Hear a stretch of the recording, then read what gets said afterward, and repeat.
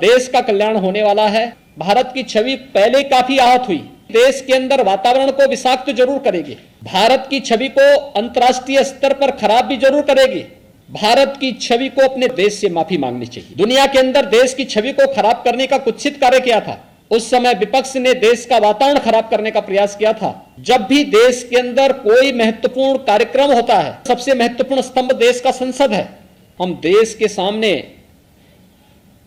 रखते हैं, देश के खिलाफ साजिशें रची जाती हैं। दुर्भाग्यपूर्ण है। सौगंध मुझे इस मिट्टी की, मैं देश नहीं मिटने दूंगा।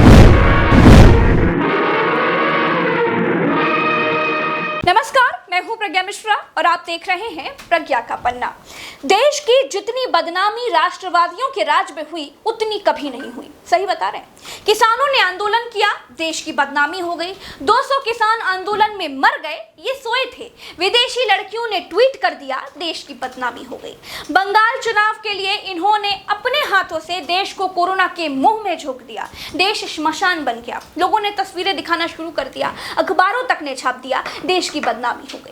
एक के बाद एक करके कंपनियां बंद होती गई, उद्योग बंद हुए या बेच दिए। लोगों ने दिखा दिया या लिख दिया तो देश की बदनामी हो गई। जिस CAA NRC पर बंगाल के भीतर जुबान से थूक तक नहीं निकला, उसके खिलाफ मुसलमानों ने प्रदर्शन किया तो देश की बदनामी हो गई। वो राफेल जिसके भ्रष्टाचार की जांच फ्रांस करने लगा, कांग्रेस ने हल्ला मचाया तो देश की बदनामी हो गई। इनकी सरकार में इनकी नाक के नीचे पत्रकारों के, जजों के, बिजनेसमैनों के, मंत्रियों के फोनों की जासूसी इजरायली फूफा कर रहा है। लोगों ने सवाल उठा दिया तो देश की बदनामी हो गई। जितनी बार देश की बदनामी 2014 से लेकर अब तक हुई, उतनी तो 70 सालों वाली उस सरकार में भी नहीं हुई जिसको ये लूट घसोट वाली सरकार बताते हैं। कोई कुछ पूछ ले तो देश की बदनामी हो गई, कोई कुछ कह दे तो देश के खिलाफ साजिश हो गई, कोई कुछ लिख दे तो देश की बदनामी हो गई। सपा, कांग्रेस, बीजेपी, बसपा सब कुर्सी कुर्सी खेलते हैं, ये सब जानते हैं। लेकिन इस खेल में बीजेपी घरों के उस सबसे छोटे बच्चे की तरह है जो बात बात पर अपनी माँ से कहता है कि मम्मी देख लो भैया देश को बदनाम कर रहे हैं। अरे भाई, हमारा भारत देश बहुत महान है, वो किसी के सवाल पूछने से बदनाम नहीं होता है। पहली बात, कोई सवाल पूछे तो उसका जवाब दो। नहीं जवाब दे सकते हैं तो सीधा कह दीजिए कि नहीं बता पाएंगे, जो बिगाड़ना है बिगाड़ लो। लेकिन देश के पल्लू के पीछे मत छिपो, क्योंकि हमारे महान भारत देश का संविधान, यहाँ का लोकतंत्र सवाल करने, आवाज उठाने, बात कहने, बात सुनने, सहयोग करने की आजादी देता है। स्वतंत्रता की भावना से भरा हुआ है हमारे देश का लोकतंत्र। देश का लोकतंत्र चुनी हुई सरकारों को जवाबदेही के लिए बाध्य करता है। देश की ही तो बात है कि देश के लिए विपक्ष पूछ रहा है कि इजरायली सॉफ्टवेयर ने हमारे देश के लोगों की जासूसी क्यों कर दी। देश के लिए ही पूछा जा रहा है कि आपने नहीं कराई तो जांच करवाइए। अगर हुई ही नहीं है तो वैसे ही पहले की तरह सीधा साधा बता दीजिए कि ना कोई सीमा में घुसा ना कोई आया। वैसे ही सीधा साधा बताइए कि ऑक्सीजन की कमी से कोई मरा ही नहीं। लोकतंत्र के इस मंदिर में भगवानों से भक्त और विपक्ष दोनों जानना चाहते हैं कि केवल गजोदर चचा और गुजरात वाली मीरा मौसी के बीच हुई जो फोन पर बातचीत थी, उसको सुनने वाला इजराइल कौन होता है। अमित शाह जी के बेटे की खबर छापने वाली रोहिणी सिंह की बातचीत इजरायली लोग काहे सुन रहे हैं। हमारे जजों की फोन रिकॉर्डिंग इजरायली लॉ के स्टूडेंट सुनकर क्या लॉ की पढ़ाई कर रहे हैं क्या। भारत के पत्रकार और मंत्री भगवान बुद्ध तो है नहीं कि उनकी फोन रिकॉर्डिंग सुनकर इजरायलियों को बड़ा ब्रह्म ज्ञान प्राप्त हो जाएगा।